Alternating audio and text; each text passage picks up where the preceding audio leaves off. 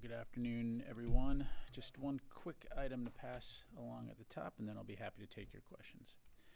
In recognition of the Thanksgiving holiday, today and tomorrow, Secretary Austin will reach out to speak with service members from each branch of the armed forces to wish them well, and all those serving our country a happy Thanksgiving. During these calls, the Secretary will speak directly with service members who are forward deployed or supporting major operations throughout the world.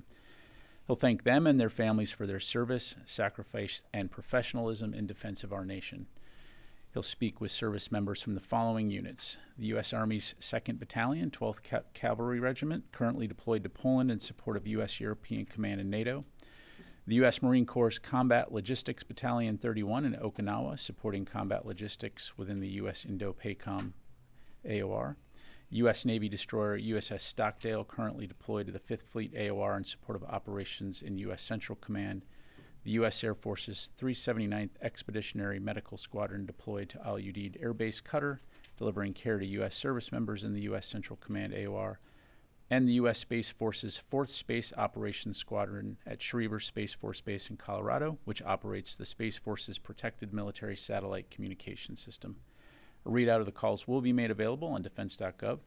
And on that note, on behalf of Secretary Austin and the entire Department of Defense, I want to wish everyone a safe, restful, and happy Thanksgiving holiday. And with that, I will thankfully take your questions. We'll start with AP. Thanks, General Ryder. Jordan announced today that it's restarted airdrops in northern Gaza to send food. Is the U.S. going to also start airdrops, given how unsuccessful the ground routes have been? I don't have any announcements to make, Tara, in terms of any U.S. airdrops. Of course, the U.S. government writ large continues to remain focused on ensuring and enabling the conditions for humanitarian assistance into Gaza. Of course, this is something that USAID has been very focused on, as well as Secretary Austin in his conversations with his Israeli counterparts. But when and if we have any updates, of course, we'll let you know. Given all of those conversations, has any progress been made in getting additional land routes open or getting assistance with all the looting that's been going on? As I understand it, and as we've previously discussed, there has been an increase by the Israelis in terms of enabling aid. Obviously, much more needs to be done. This has been a topic, again, of discussion to include security for those aid convoys that are going into Gaza. So we'll continue for our part here at the DoD to have those conversations with our Israeli counterparts. Natasha. Thanks, Pat. The White House confirmed yesterday that Ukraine has begun using the long-range ATACMS systems inside Kursk. And so I'm wondering if there's any more information you can provide about what they're targeting, how successful those strikes have been. And then separately, on the potential ceasefire deal between Israel and Lebanon, what role, if any, is the U.S. military going to have in enforcing that? Yeah, on ATACMS, as the White House highlighted yesterday, there has been a shift in policy, and that the Ukrainians may employ ATACMS in defense of their nation, focused right now, of course, on the Kursk region. I'll let the Ukrainians speak to their operations in terms of their targeting and their operations. I just won't get ahead of them on that. As far as the ceasefire goes, we're, of course, strongly supportive of a ceasefire. We're consulting closely with our interagency partners in terms of what potential contributions the DoD can make. I don't have anything to announce from here, but we'll certainly keep you updated. Jen. General Ryder, there's been a number of incidents in England with drones targeting U.S. bases, kind of swarming U.S. bases, challenging security. Do you believe they have hostile intent? Do you believe they were sent by a foreign adversary? What is happening what can you tell us about these drones?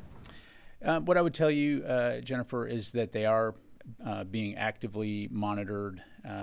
Installation leaders have determined so far that none of these incursions impact the base residents, the facilities, or the assets that we have on those bases. We're, of course, continuing to work with host nation authorities and our mission partners to ensure the safety of our personnel, our facilities, and the equipment. The bottom line is it's something that we're going to take seriously. We're continuing to look into it, but as of right now has not had any significant mission impact. Why not shoot them down? Well, I won't get into force protection measures. We, of course, always maintain the right to defend ourselves if we deem something to be a threat. But again, we'll continue to work with the local host nation authorities there. Lastly, do you think it's linked to the drones that were sighted at 3 or 4 different locations back in December of last year that we reported on recently on the state side? Yeah, I don't want to speculate and draw unnecessary connections. Again, this is something that we'll look into. As you know, small UASs, drones, have become something that's, relatively common now across the landscape. It's something that the department has been looking closely at in terms of how it applies to our facilities, our personnel, whether it's in combat zones or outside of combat zones.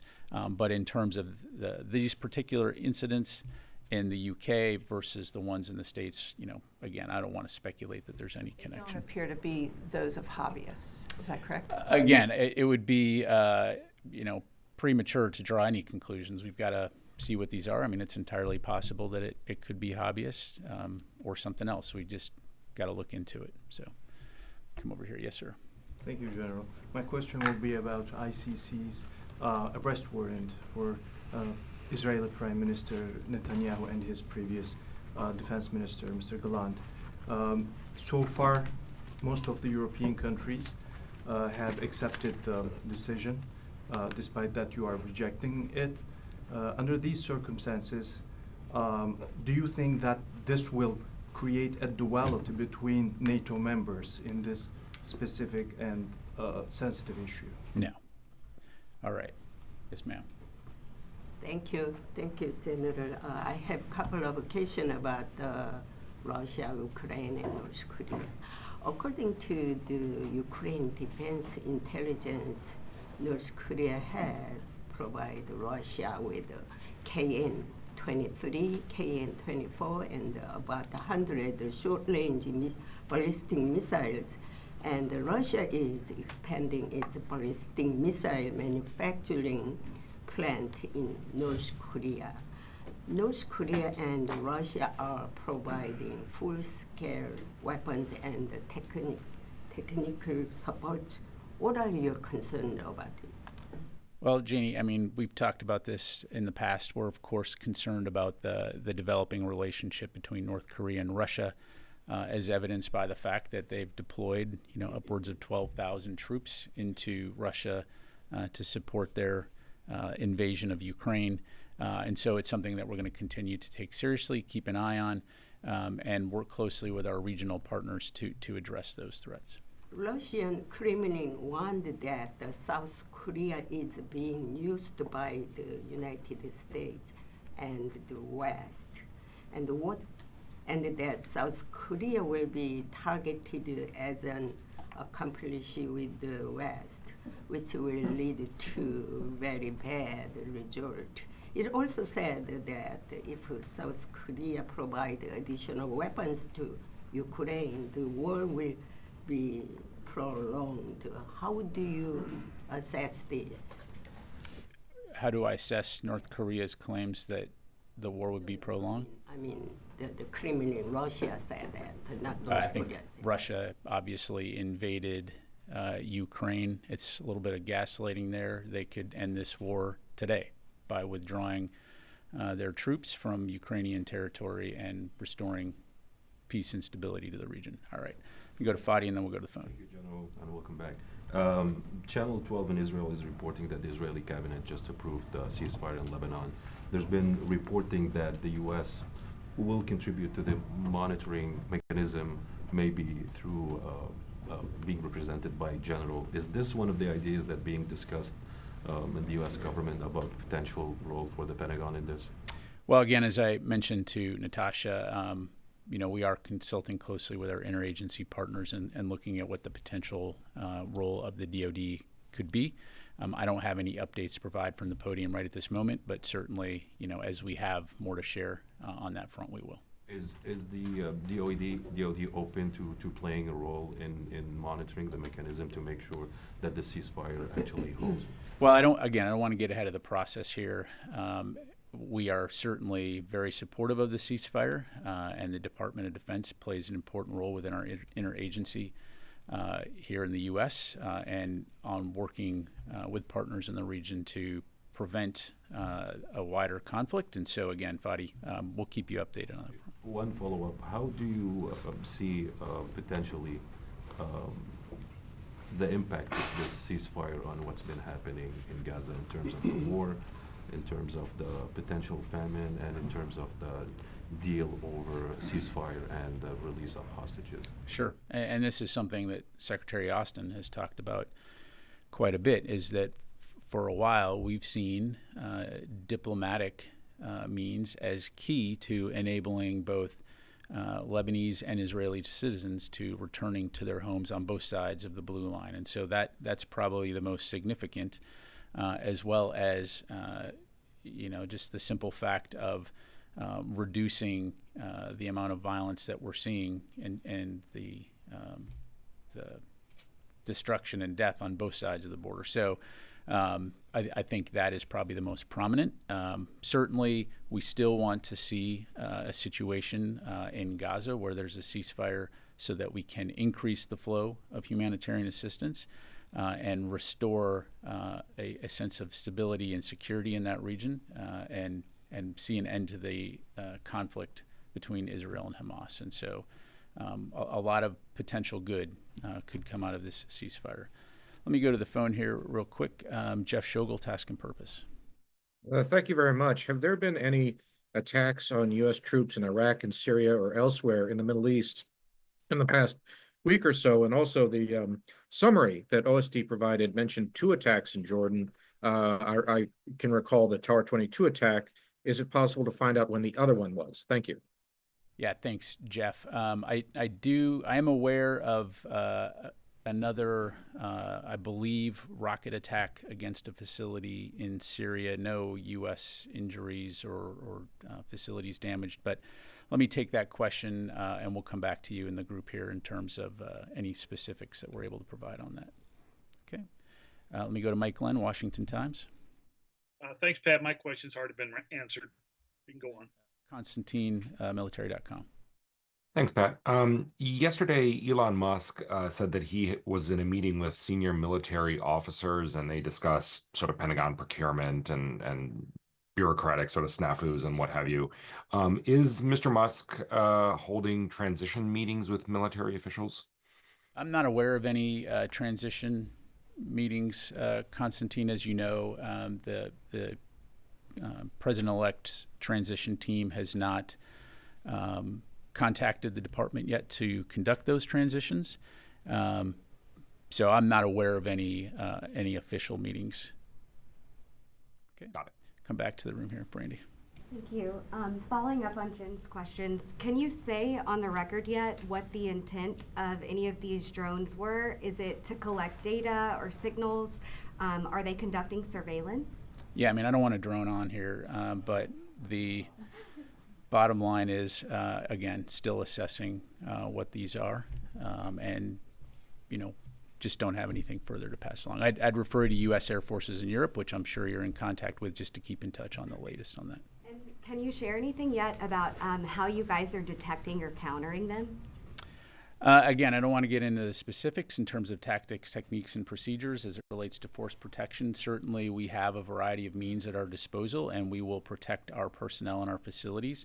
But, again, just to kind of put this into context, even here in the United States, right, if there are drones that are being flown by hobbyists or some other entity, you want to make sure that you're doing due diligence not only to protect yourself and the safety of others, but also using appropriate measures in order to not inadvertently create second and third order effects. In other words, potentially harming the civilian communities in which we operate in and around. So again, right now the assessment is that these drones have had no operational impact or safety impact on our personnel at any of these facilities. We're keeping a close eye on them. We're, of course, communicating very regularly with the UK host nation authorities, and we'll take appropriate measures, again, to protect our personnel and our people. Sure. Just a quick Yeah. follow-up. Have there been any drone incidents domestically since October?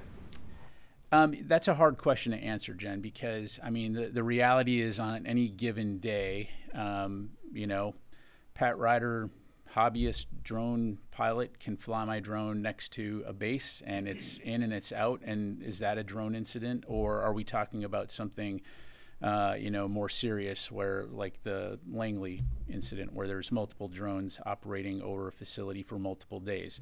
So, again, I don't have any statistics in front of me, but just the reality is that these small aircraft are now ubiquitous across the United States and the world.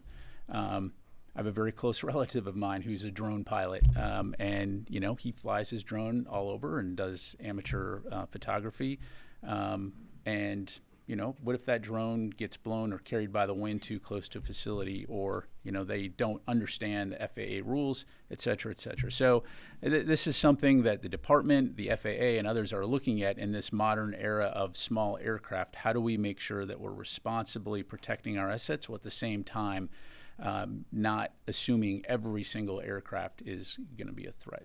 So thank you, Charlie. Welcome back.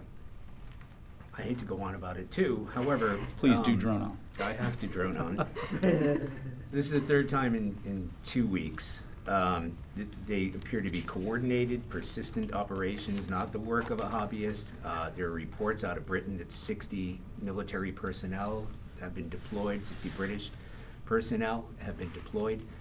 Does this come down to the MOD? Is it down to the Home Office? I mean, there are other ways of taking down drones without shooting them down. Yeah, and you're right. And again, I won't speak for the MOD. And as I highlighted, of course, the U.S. Military are guests in England, in the United Kingdom, at the invitation of the government of the United Kingdom. So certainly working very closely with the authorities there.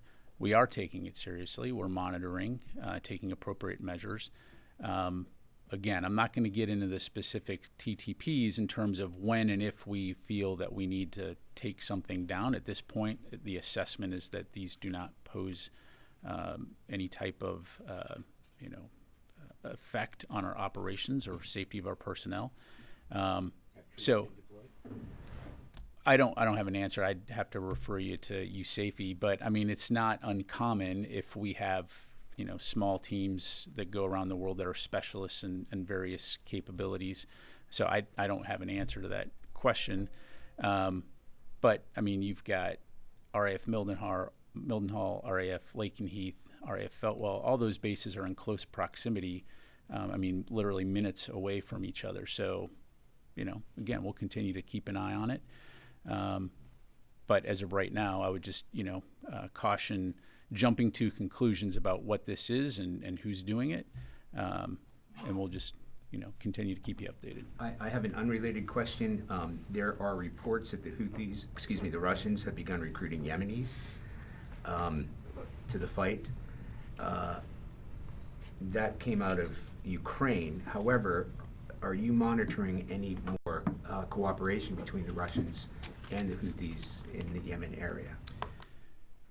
What I would tell you, Charlie, is nothing significant. And that's just the bottom line. So nothing significant on that front. You haven't seen ships going into Yemen. You haven't seen, because we saw that a few months ago. Yeah, I mean, beyond that, nothing that I would characterize as significant. What about intelligence help? I don't have anything to provide from the podium here. So again, probably the best way to describe it is at this point, we're aware that they, of course, are in contact, have been in contact with each other, but nothing significant in terms of aid to operations in Ukraine. Ukraine. A handful of Yemeni soldiers in Ukraine, but what the Russians are providing the Houthis. Yeah, and to this point, again, I wouldn't say there's anything significant on that front. And nothing significant in terms of what you were saying something. You didn't finish that. No, I finished the sentence. So nothing significant in terms of cooperation, or? Yeah, I think the question was, are they providing capabilities or are they providing? Yeah, is Russia providing anything to the Houthis in support of their efforts? And no, not that I'm aware of. Right. Okay. Let me just do a couple more here. Yes, sir, and then we'll go back to Tony. Now that the ceasefire seems to be achieved, What kind of cooperation or support the U.S. is going to give to the UNIFIL militaries in the blue zone between Israel and Lebanon? Is there some sort of talks, or how you guys going to? Yeah, just like I relayed to your colleagues, again, I don't have any updates to provide right now other than we've been having those discussions about the potential role for the Department of Defense, and we'll certainly keep you updated when we have something along those lines. I have another question. Are you guys seeing any potential threat from Iran coming up from different Israeli neighbors now that the Hezbollah are like blocked? What about the neighbors? The Iranian allies? Yeah, I mean, nothing beyond what we've already seen from Iranian proxy groups. I mean, they obviously still pose a significant threat to Israel and the region, and we'll continue to work with our partners to include Israel to defend Israel from those kinds of attacks, but nothing new that you're not already tracking. All right, last question, Tony.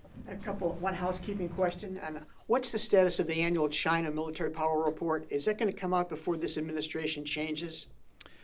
Tony, I don't have an update to provide. I don't want to give you bad information in terms of timeline. Obviously, that is a report that we continue to work on, and we'll keep you updated in terms of the release date. Elon Musk question, not related to transition. Over the weekend, he used a potty mouth pejorative to describe the F-35's design, your largest program in history. What is your response? He implied that the Pentagon should buy more drones and not manned aircraft, but he really took a shot at the F-35. Yeah, as I'm sure you can appreciate, Mr. Musk is currently a private citizen. I'm not going to make any comments about what a private citizen may have to say about the F-35. Thanks very much, everybody. Appreciate it.